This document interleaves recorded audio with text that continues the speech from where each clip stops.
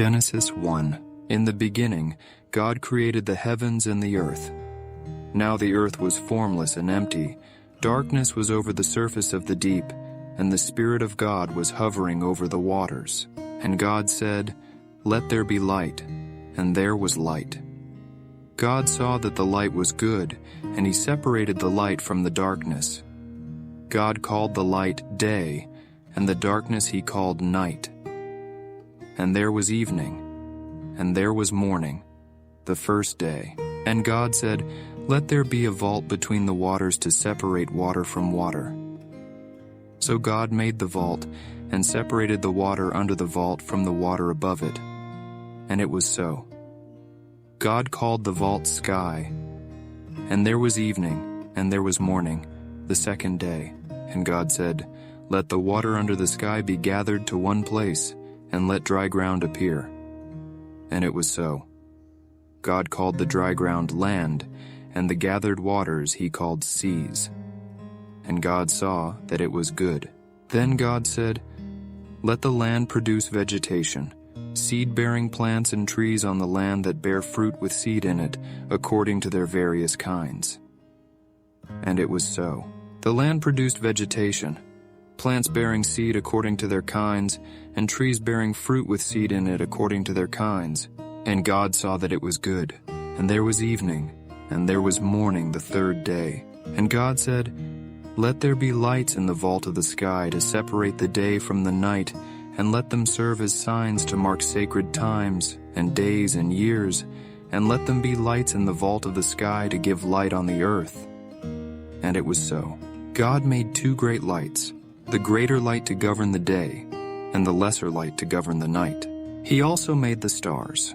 God set them in the vault of the sky to give light on the earth, to govern the day and the night, and to separate light from darkness. And God saw that it was good. And there was evening, and there was morning the fourth day. And God said, "Let the water teem with living creatures, and let birds fly above the earth across the vault of the sky." So God created the great creatures of the sea and every living thing with which the water teems and that moves about in it, according to their kinds, and every winged bird according to its kind. And God saw that it was good.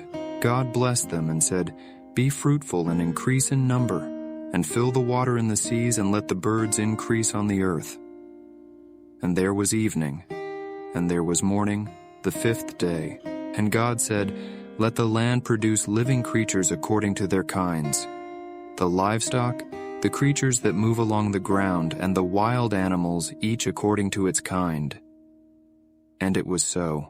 God made the wild animals according to their kinds, the livestock according to their kinds, and all the creatures that move along the ground according to their kinds. And God saw that it was good. Then God said, "Let us make mankind in our image, in our likeness, so that they may rule over the fish in the sea and the birds in the sky, over the livestock and all the wild animals, and over all the creatures that move along the ground." So God created mankind in his own image. In the image of God he created them. Male and female he created them. God blessed them and said to them, "Be fruitful and increase in number, fill the earth and subdue it. Rule over the fish in the sea, and the birds in the sky, and over every living creature that moves on the ground." Then God said, "I give you every seed-bearing plant on the face of the whole earth, and every tree that has fruit with seed in it. They will be yours for food. And to all the beasts of the earth, and all the birds in the sky, and all the creatures that move along the ground, everything that has the breath of life in it, I give every green plant for food." And it was so. God saw all that he had made, and it was very good. And there was evening, and there was morning the sixth day. Genesis 2. Thus the heavens and the earth were completed in all their vast array. By the seventh day God had finished the work he had been doing. So on the seventh day he rested from all his work. Then God blessed the seventh day and made it holy, because on it he rested from all the work of creating that he had done. This is the account of the heavens and the earth when they were created, when the Lord God made the earth and the heavens. Now no shrub had yet appeared on the earth, and no plant had yet sprung up, For the Lord God had not sent rain on the earth, and there was no one to work the ground. But streams came up from the earth and watered the whole surface of the ground. Then the Lord God formed a man from the dust of the ground, and breathed into his nostrils the breath of life, and the man became a living being. Now the Lord God had planted a garden in the east in Eden, and there he put the man he had formed. The Lord God made all kinds of trees grow out of the ground, trees that were pleasing to the eye and good for food.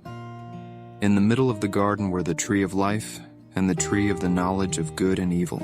A river watering the garden flowed from Eden. From there it was separated into 4 headwaters. The name of the first is the Pishon. It winds through the entire land of Havilah, where there is gold. The gold of that land is good. Aromatic resin and onyx are also there. The name of the second river is the Gihon. It winds through the entire land of Cush. The name of the third river is the Tigris. It runs along the east side of Asher. And the fourth river is the Euphrates. The Lord God took the man and put him in the Garden of Eden to work it and take care of it. And the Lord God commanded the man, "You are free to eat from any tree in the garden, but you must not eat from the tree of the knowledge of good and evil, for when you eat from it, you will certainly die." The Lord God said, "It is not good for the man to be alone. I will make a helper suitable for him." Now the Lord God had formed out of the ground all the wild animals and all the birds in the sky. He brought them to the man to see what he would name them, and whatever the man called each living creature, that was its name. So the man gave names to all the livestock, the birds in the sky and all the wild animals. But for Adam no suitable helper was found. So the Lord God caused the man to fall into a deep sleep, and while he was sleeping, he took one of the man's ribs and then closed up the place with flesh. Then the Lord God made a woman from the rib he had taken out of the man, and he brought her to the man. The man said, "This is now bone of my bones and flesh of my flesh. She shall be called woman, for she was taken out of man. That is why a man leaves his father and mother and is united to his wife, and they become one flesh." Adam and his wife were both naked, and they felt no shame. Genesis 3. Now the serpent was more crafty than any of the wild animals the Lord God had made. He said to the woman, "Did God really say, 'You must not eat from any tree in the garden'?" The woman said to the serpent, "We may eat fruit from the trees in the garden, but God did say, 'You must not eat fruit from the tree that is in the middle of the garden, and you must not touch it, or you will die.'"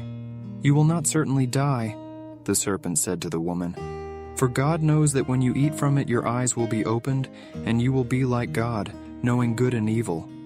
When the woman saw that the fruit of the tree was good for food and pleasing to the eye, and also desirable for gaining wisdom, she took some and ate it. She also gave some to her husband, who was with her, and he ate it. Then the eyes of both of them were opened, and they realized they were naked. So they sewed fig leaves together and made coverings for themselves. Then the man and his wife heard the sound of the Lord God as he was walking in the garden in the cool of the day, and they hid from the Lord God among the trees of the garden. But the Lord God called to the man, "Where are you?" He answered, "I heard you in the garden, and I was afraid because I was naked, so I hid."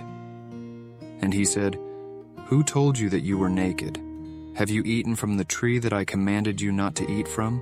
The man said, "The woman you put here with me, she gave me some fruit from the tree, and I ate it." Then the Lord God said to the woman, "What is this you have done?"